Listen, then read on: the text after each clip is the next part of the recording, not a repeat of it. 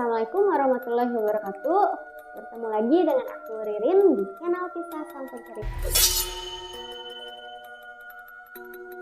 Apa kabar kalian semua? Semoga kalian selalu diberikan kesehatan dan selalu berada dalam lindungan Allah Subhanahu wa Ta'ala. Amin ya rabbal alamin. Malam hari ini ada sebuah kiriman cerita dari teman kita yang bernama Mahesa yang berasal dari kota Bandung. Jadi, rencananya Mahesa akan melamar sebuah pekerjaan di salah satu perusahaan tekstil yang berada tidak jauh dari rumahnya. Tapi sebelum esoknya dia melamar kerja, dia sempatkan untuk berziarah ke makam almarhumah ibunya terlebih dahulu. Di makam, dia mengalami sebuah kejadian aneh yang dimana langit yang tadinya cerah tiba-tiba berubah menjadi gelap. Dan yang lebih anehnya lagi, Mahesa merasa bahwa dirinya hanya sebentar berada di tempat tersebut. Namun ternyata dia telah menghabiskan waktu berjam-jam tanpa dia sadari. Dia kira kejadian aneh itu hanya akan terjadi pada saat di makam saja. Namun kejadian aneh itu masih tetap berlanjut. Penasaran dengan kelanjutan ceritanya? Tonton terus videonya sampai akhir dan jangan lupa like, komen, dan subscribe. Tanpa basa-basi lagi, kita mulai ceritanya.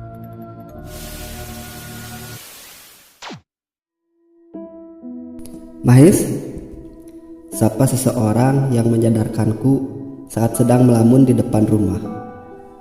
Dia adalah Iwan, teman sekampungku sekaligus sahabat baikku sejak lama. Perkenalkan, namaku Mahesa. Aku tinggal di Kabupaten Bandung, Jawa Barat. Beberapa bulan ini aku menganggur dikarenakan terkena PHK besar-besaran di pabrik tempat sebelumnya aku bekerja. Aku ingin menceritakan sebuah pengalaman yang mungkin tidak akan pernah aku lupakan seumur hidupku. Awal cerita, Mahes, sapa Iwan. Iya Wan, kenapa? Jawabku. Udah dapat kabar pabrik tekstil yang di depan lagi buka lowongan kerja? Tanya Iwan. Belum Wan, mau coba ngelamar ke sana? Tanyaku balik. Ayo kapan? Jawab Iwan. Besok Wan, sekarang kita siapin lamaran kerjanya duluan, ucapku pada Iwan. Iwan pun mengiyakan ajakanku, lalu pamit pergi untuk menyiapkan berkas-berkas lamaran yang dibutuhkan. Lalu aku masuk ke kamarku untuk menyiapkan keperluan esok hari. Sorenya, setelah semua berkas sudah siap, aku terpikirkan untuk meminta izin dan doa dari bapak dan almarhumah ibu yang telah meninggal sejak aku berumur 13 tahun. Aku berharap semoga setelah mendapat doa dan restu dari mereka, lamaran kerjaku kali ini akan diterima. Aku pun keluar dari kamar lalu mencari ayahku di sekitar rumah sambil memanggil, "Pak?" "Iya, A," sahut bapak di depan rumah. Aku pun berjalan mendekati suara bapak.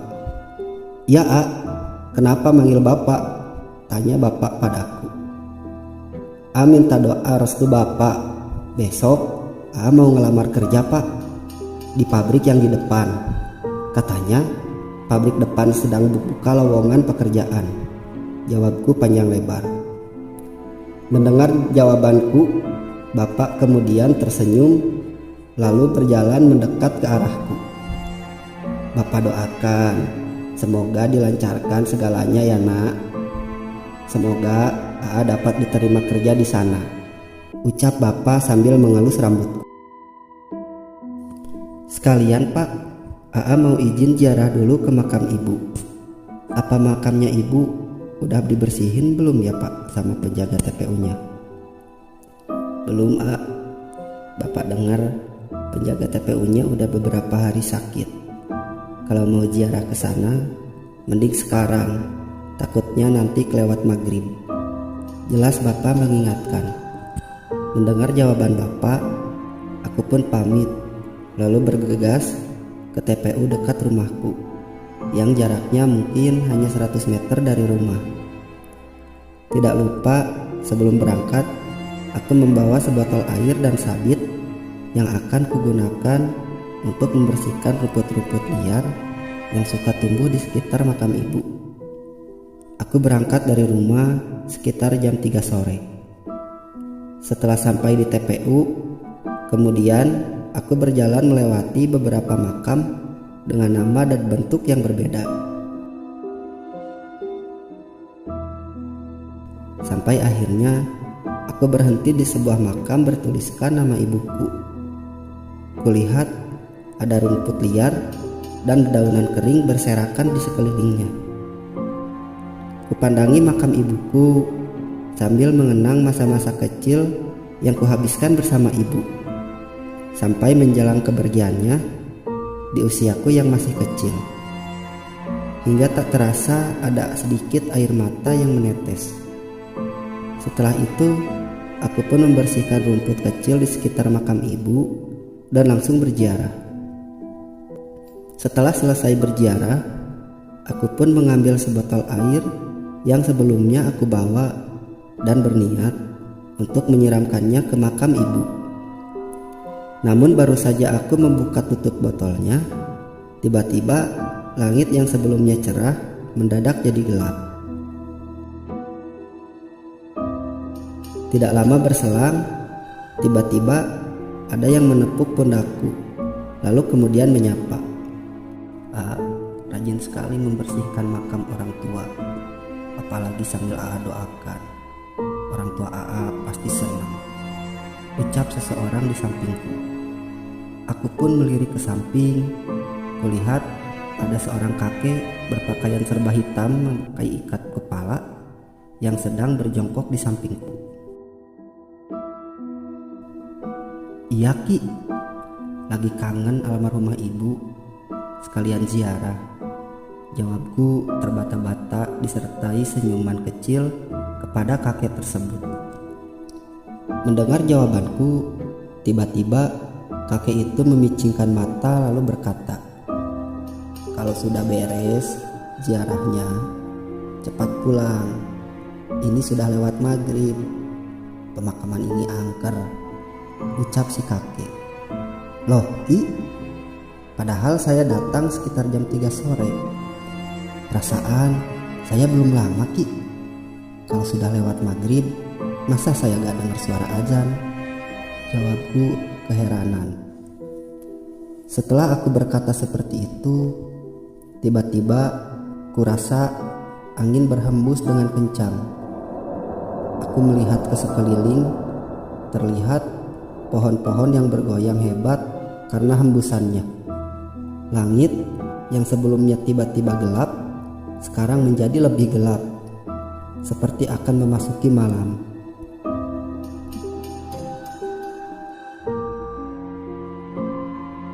Melihat kejadian seperti ini, aku mulai merasa cemas, ingin segera menuntaskan semua urusanku di makam ibu dan bergegas pulang. Sebelum itu, aku menoleh ke arah si kakek. Namun, saat aku menoleh ke arahnya, kakek tersebut sudah hilang. Seketika, bulu kuduku berdiri. Kaki pun mulai gemetar. Segera aku membaca doa, membuka tutup botol air, lalu menyiramkannya ke makam ibuku. Mulai dari tengah, menuju arah kepala, lalu berakhir di ujung kaki makam tersebut. Setelah selesai, aku pun bergegas pulang, sambil berjalan sedikit berlari, tanpa menoleh kanan kiri lagi.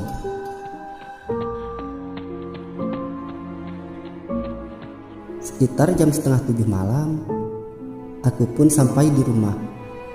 Ternyata benar, telah lewat waktu maghrib. Tapi setelah kupikir lagi, waktu yang aku tempuh sampai ke TPU harusnya tidak sampai 15 menit. Waktu ziarah pun hanya sebentar.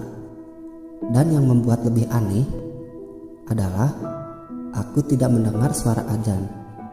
Padahal jarak dari TPU ke masjid itu sangat dekat. Aku pun terdiam, lalu mengingat-ingat kejadian yang aku alami sebelumnya. Hingga tiba-tiba, terdengar suara bapak memanggilku. "Ya, Pak." Tak lama terlihat bapak yang berjalan mendekat ke arahku. "Aa, dari mana?" "Tadi sore bapak susul ke TPU, tapi kamu gak ada. Bapak coba tanya ke teman-teman kamu, katanya belum lihat juga," jelas bapakku. "Jadi kok, Pak, setelah tadi pamit, Aa langsung ke TPU. Ini baru pulang dari sana," jawabku. Kalau di TPU sana jangan pulang lewat maghrib. Apalagi hari ini malam Jumat Kliwon. Konon katanya ada ular sebesar pohon kelapa dengan kepala manusia yang menghuni TPU tersebut, ucap bapak mengingatkan. Mendengar perkataan bapak, entah kenapa tiba-tiba terasa hembusan angin dingin yang seakan berputar-putar mengelilingiku sehingga bulu kuduku pun kembali berdiri. Karena merasa sedikit gelisah, aku pamit kepada bapak untuk mandi dan menjalankan salat maghrib, berharap setelah aku sholat tidak ada lagi kejadian aneh yang menimpaku. Singkat cerita, setelah selesai sholat maghrib, aku pun duduk di teras rumah sambil menyalakan sebatang rokok. Tidak lupa menyeduh 1 gelas kopi dulu sebelumnya. "Assalamualaikum, Mahes," terdengar salam disertai panggilan namaku. Ternyata ada beberapa orang temanku yang berkunjung. Sebut saja mereka Tias, Adul, Tendi, dan juga Iwan. Kami pun mengobrol di teras rumah. Awalnya semua terasa biasa saja. Kami menghabiskan waktu sambil mengobrol dan bercanda, hingga tiba-tiba Iwan berkata, "Mahes, kok hawanya semakin malam malah terasa semakin panas ya? Padahal angin malam ini berhembus cukup kencang," tanya Iwan kepadaku. Aku pun baru sadar udara saat ini terasa panas. Kami semua saling pandang, terlihat butiran-butiran keringat yang membasahi wajah serta pakaian-pakaian kami. "Tiba-tiba gak enak perasaan gini ya," ucap Tias yang disertai anggukan Adul. Sedangkan Iwan hanya duduk terdiam, tidak bersuara sambil menundukkan wajahnya. Setelah melihat Iwan yang terus menunduk, Adul pamit pulang diikuti oleh Tias yang juga pamit pulang. Sementara Iwan tetap diam di rumah karena dia ingin membicarakan sesuatu denganku. Melihat gelagat Iwan yang seperti itu, sebenarnya aku merasa takut dan khawatir. Karena sepengetahuanku, Iwan itu adalah orang yang peka terhadap mereka yang tak kasat mata. Dia sedikit mengerti terhadap hal-hal seperti itu. Setelah Adul dan Tias pulang, Iwan bertanya kepadaku, "Seharian ini kamu dari mana?" tanya Iwan. "Setelah tadi pagi aku pulang, lalu menyiapkan berkas untuk lamaran kerja buat besok. Kemudian sore harinya aku ke makam almarhumah ibu dan pulang dari sana setelah maghrib," jawabku menjelaskan. "Kamu ngerasain atau ngalamin kejadian aneh gak selama tadi di TPU?" tanya Iwan kembali. Aku pun menjelaskan semua kejadian yang aku alami hari ini. Setelah mendengar ceritaku, Iwan kembali berkata, "Pantas saja aku melihat beberapa sosok aneh di rumah kamu. Mungkin mereka ikut dari sana," jelas Iwan kepadaku. "Memang apa yang kamu lihat, Wan?" tanyaku penasaran. "Aku melihat satu sosok ular besar. Diameternya mungkin sebesar pohon kelapa. Warnanya hitam pekat. kepalanya ada di rumahmu. Tapi aku tidak melihat ujung ekornya. Satu sosok lagi adalah sesosok kakek-kakek berpakaian serba hitam, memakai ikat kepala, badannya bungkuk, dan membawa sebuah tongkat di tangannya. Jawab Iwan yang membuatku ketakutan. Terus aku harus bagaimana, Wan? Tanyaku sedikit panik. Kamu coba ambil air wudhu, terus sholat isya. Banyak-banyak baca ayat suci. Semoga kita semua selalu dalam lindungannya. Nanti aku coba bertanya sama mereka temanku. Jawab Iwan menenangkanku. Setelah itu Iwan pun pamit pulang. Sementara aku segera mengambil wudhu dan menunaikan sholat isya. Selesai sholat, aku pun membaca doa-doa yang aku hafal dan lanjut berzikir untuk menenangkan pikiranku. Namun baru aku berzikir sebentar, tiba-tiba lampu kamarku mati. Aku pun berjalan keluar kamar untuk memeriksa saklar listrik. Berjalanlah aku keluar kamar. Kulihat lampu depan rumah pun mati. Kemudian aku berjalan menuju saklar listrik. Namun saat aku melihat ke arah saklarnya, ternyata saklarnya masih dalam posisi menyala. Seketika setelah aku melihat saklar lampu depan rumah kembali menyala. Aku pun melihat ke arah kamar yang memang terlihat dari depan rumah. Ternyata lampunya memang sudah menyala.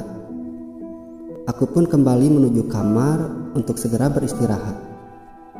Namun baru saja aku merebahkan badan, tiba-tiba terdengar suara seseorang memanggilku. Terdengar suara bapak yang memanggilku berulang kali. Aku pun menjawab, "Ya Pak," sambil berjalan keluar kamar menghampiri bapak. Namun saat aku keluar kamar, ternyata tidak ada siapa-siapa. Karena penasaran, aku pun berjalan ke arah kamar bapak. Terlihat juga pintu kamarnya yang sedikit terbuka. Namun saat aku mengintip ke dalam kamar, kulihat ternyata bapak sedang tertidur.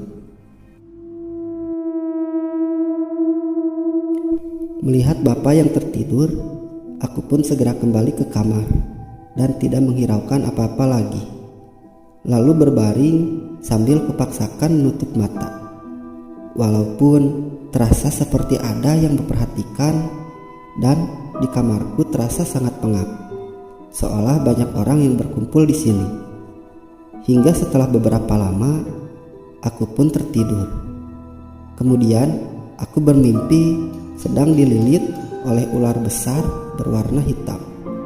Sampai badanku terangkat oleh lilitannya, disertai hujan deras dan angin yang sangat kencang.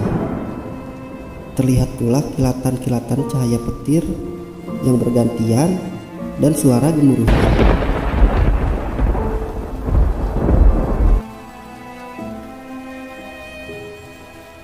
Aku pun mencoba melepaskan diri, namun badanku tidak bisa digerakkan.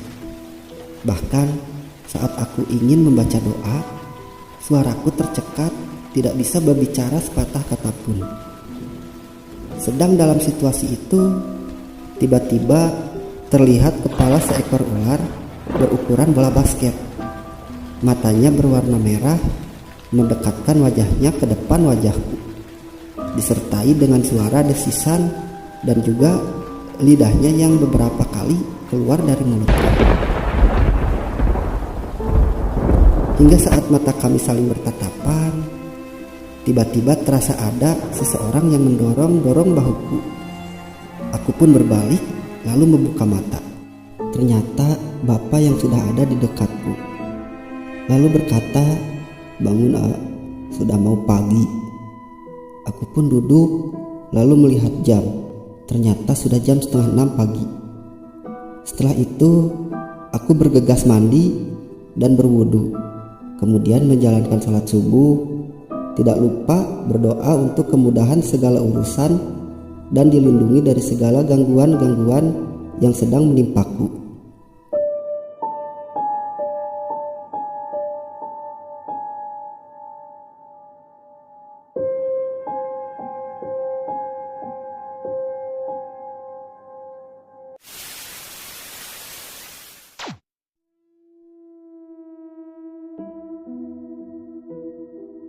Singkat cerita, setelah sholat, aku pun mempersiapkan segala keperluanku untuk melamar kerja hari ini. Berpakaian rapi dan meminta doa kepada Bapak. Lalu kemudian berangkat setelah Iwan datang menjemput. Sesampainya di pabrik, aku bersama Iwan datang ke pos security dan menyerahkan berkas lamaran kerja yang kami bawa. Lalu kami disuruh oleh satpam untuk menunggu di kursi antrian sambil diarahkan oleh salah satu satpam menuju tempat antrian. Di sana kulihat sudah banyak orang yang berkumpul, memakai pakaian hitam putih seperti aku dan Iwan. Gila, padahal ini baru jam 6:30. Tapi yang mengantri sudah sebanyak ini, gumamku dalam hati. Sambil menunggu, aku pun iseng mengobrol dengan beberapa orang di sana. Ada lelaki, ada juga perempuan. Kami berbincang-bincang di sana sekedar untuk basa-basi, bertanya alamat rumah, pengalaman kerja, dan banyak hal. Hingga tiba-tiba ada salah satu perempuan yang bertanya kepada saya, "Ah, cincin emasnya beli di mana? Cincinnya bagus. Apakah itu cincin pernikahan?" tanya perempuan tersebut sambil melihat ke arahku. "Aku, Mbak," tanyaku balik karena takut perempuan tersebut salah orang. "Iya, emang siapa lagi?" jawab perempuan itu. "Ah, Mbak, aku mana ada pakai cincin, Mbak. Nikah juga belum," jawabku kepadanya. "Tapi yang aku lihat di jari AA itu ada cincinnya," tegas wanita tersebut kepadaku.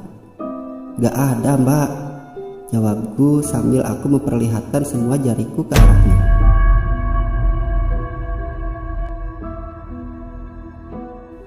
Tiba-tiba wanita itu terlihat menatap tajam ke arah jari manisku, lalu dia memegangnya. Tapi entah kenapa, saat dia memegang jariku, jari tanganku ini terasa panas melingkari jariku. Seakan ada sebuah cincin di jari manisku, namun cincin itu sedang dibakar. Mungkin seperti itu rasanya. Karena panas, refleks aku pun menarik jariku yang sedang dipegang perempuan itu. Namun perempuan tersebut kemudian tersenyum menyeringai lalu berkata, "Jangan sekali-kali kamu mendekati perempuan lain selain aku," ucap perempuan tersebut, lalu kemudian dia pingsan. Karena kejadian tersebut, aku dan beberapa orang yang tadi mengobrol diminta untuk pulang. Karena memang seharusnya kami tidak mengobrol selama menunggu di sana. Dan karena kami pula, keadaan di sana menjadi gaduh. Di depan gerbang pabrik, aku melihat perempuan yang sebelumnya pingsan. Aku pun berjalan mendekatinya, lalu aku bertanya pada perempuan itu, "Mbak, pulangnya ke daerah mana?" tanyaku. "Daerah jawab perempuan tersebut. Setelah itu, aku pun berbincang-bincang lagi dengannya, membahas kejadian selama tadi di pabrik. Dari obrolan itu, aku tahu bahwa perempuan tersebut tidak ingat dia mengobrol denganku ketika sedang menunggu antrian di pabrik. Dia hanya ingat setelah dia menyerahkan berkas lamaran, lalu disuruh menunggu sampai di tempat antrian. Setelah duduk di sana, dia tidak mengingat apa-apa lagi dan tersadar setelah berada di pos satpam. Dari obrolan itu, aku tahu sekarang bahwa perempuan tersebut bernama Ayu. Setelah obrolan itu, aku bertanya kepada Ayu, "Yuk, mau aku antar ke rumah?" tanyaku. "Gak ngerepotin, A?" tanya balik Ayu. "Enggak kok, makanya aku nawarin. Mau enggak?" tanyaku sedikit memaksa. "Boleh, A, kalau gak ngerepotin," jawab Ayu. Setelah itu, aku pun mengantarkan Ayu ke rumahnya di daerah menggunakan sepeda motorku. Sedangkan Iwan, aku minta untuk pulang duluan.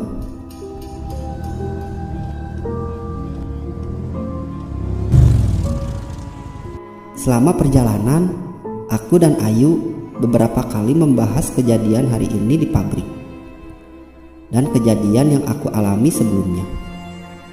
Aku dan Ayu saling mengaitkan kejadian tadi. Mungkin ada kaitannya dengan kejadian yang aku alami kemarin. Aa pernah punya pengalaman seperti ini sebelumnya?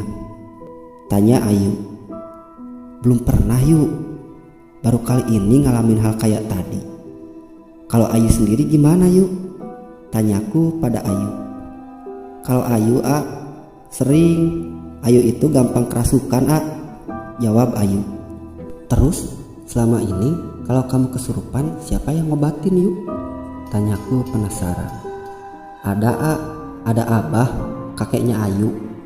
Nanti di rumah Ayu kenalin sama Abah, mau Tanya Ayu. Boleh yuk, jawabku. Singkat cerita, akhirnya kami sampai di rumah Ayu. Aku pun masuk ke dalam rumah mengikuti Ayu, lalu mengucapkan salam. Duduk dulu ya, mau minum apa? Tanya Ayu sambil berjalan bersamaku menuju sofa di ruang tengah rumahnya. Gak usah yuk, jawabku sambil melihat-lihat keadaan di dalam rumahnya. Tunggu dulu ya Ayu bawain minum, sekalian mau nemuin Abah. Sambil berjalan menuju ruangan lain di rumahnya. Setelah beberapa lama, Ayu pun datang membawa nampan berisi 3 gelas air minum. Namun di sampingnya terlihat seseorang dengan perawakan besar, tidak terlalu tinggi, kulitnya putih, wajahnya berseri, dan rambutnya sedikit beruban. Kenalin Bah, ini temannya Ayu, namanya Mahesa, ucap Ayu kepada Abah. Aku pun berdiri lalu berjalan mendekat sambil menyulurkan kedua tanganku untuk mencium tangan Abah. Perkenalkan Bah, nama saya Mahesa, temannya Ayu, ucapku kepada Abah. Kemudian Abah tersenyum lalu menyuruhku untuk kembali duduk. Apa kamu melakukan pesugihan ular, Maes?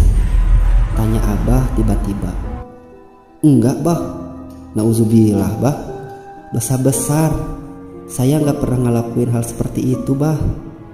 Tiba-tiba Abah tersenyum kecut lalu menatap tajam ke arah jari manisku, yang membuat jari manisku tiba-tiba kembali terasa panas. Sepengetahuan Abah, cincin emas yang kamu gunakan sekarang itu adalah cincin pengikat antara manusia dan bangsa siluman, atau istilahnya itu adalah cincin pernikahan, jelas Abah kepadaku. Tidak Bah, cincin emas yang Abah dan Ayu bilang, bahkan saya tidak pernah melihatnya. Adapun kejadian yang saya alami, saya tidak pernah menikah dengan siluman apapun, jawabku kepada Abah. Tenang Mahesa, Abah ngerti, jelas Abah. Namun setelah Abah berkata seperti itu, tiba-tiba Ayu kerasukan lagi. Dia mendesis layaknya ular, lalu melihat ke arahku, yang membuat aku terpental beberapa meter sampai ke dekat pintu. Setelah itu, dia menatap tajam ke arah Abah, lalu berkata, "Jangan ikut campur. Anak itu akan aku jadikan suami di tempatku. Sedangkan cucumu akan aku jadikan sebagai tumbal di sana." Mendengar Ayu berucap seperti itu, Abah kemudian tersenyum, lalu memegang kepala Ayu sambil membacakan doa. Terdengar suara rintihan dari Ayu, namun suaranya kini berubah menjadi suara nenek-nenek. Ampun, ampun, saya janji tidak akan mengganggu kalian. Lepaskan aku, teriak Ayu. Maes, cari botol kosong, bawa ke sini, pinta Abah kepadaku. Aku pun berlari mencari botol kosong untuk Abah. Namun aku kebingungan harus mencari kemana. Hingga aku ingat ada satu botol bekas minumanku di motor. Aku segera berlari menuju motorku dan segera mengambil botol tersebut untuk dibawa ke Abah. Aku pun langsung menyerahkan botol kosong itu kepada Abah. Kemudian Abah membuka tutup botolnya lalu membacakan doa. Setelah itu Abah seperti menggenggam sesuatu dari depan kepala Ayu menuju ke atas kepalanya. Kemudian memasukkannya ke dalam botol lalu menutupnya kembali. Terakhir Abah membacakan lagi sebuah doa. Alhamdulillah, ucap Abah sambil meletakkan botol kosong yang kubawa sebelumnya di atas meja. Apakah Ayu gak apa-apa, Bah? Tanyaku. Gak apa-apa, kamu juga sudah tidak apa-apa, jawab Abah. Maksudnya, Bah? Tanyaku penasaran. Makhluk yang mengikutimu sudah Abah kunci di dalam botol. Baik Ayu dan kamu sudah tidak akan lagi diganggu olehnya. Namun alangkah baiknya jika kamu tidak melewatkan ibadahmu. Perbanyaklah berdoa dan berzikir agar kamu mendapat perlindungan dari Sang Maha Kuasa. Jelas Abah kepadaku. Aku pun mengiyakan. Setelah itu aku pun pamit kepada Ayu dan juga kepada Abah untuk pulang. Tidak lupa aku pun mengucapkan banyak terima kasih kepada Abah. Namun sebelum aku pulang, Abah berpesan kepadaku sambil menyerahkan botol kosong yang sebelumnya aku berikan kepada Abah. Abah berkata, bawa botol ini, lalu buang di tempat air yang mengalir. Mau itu sungai, kali, yang penting airnya mengalir. Dan semakin deras airnya, itu akan semakin bagus.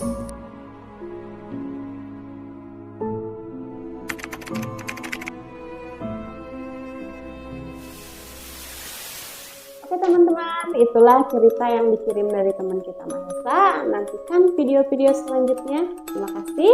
Assalamualaikum warahmatullahi wabarakatuh.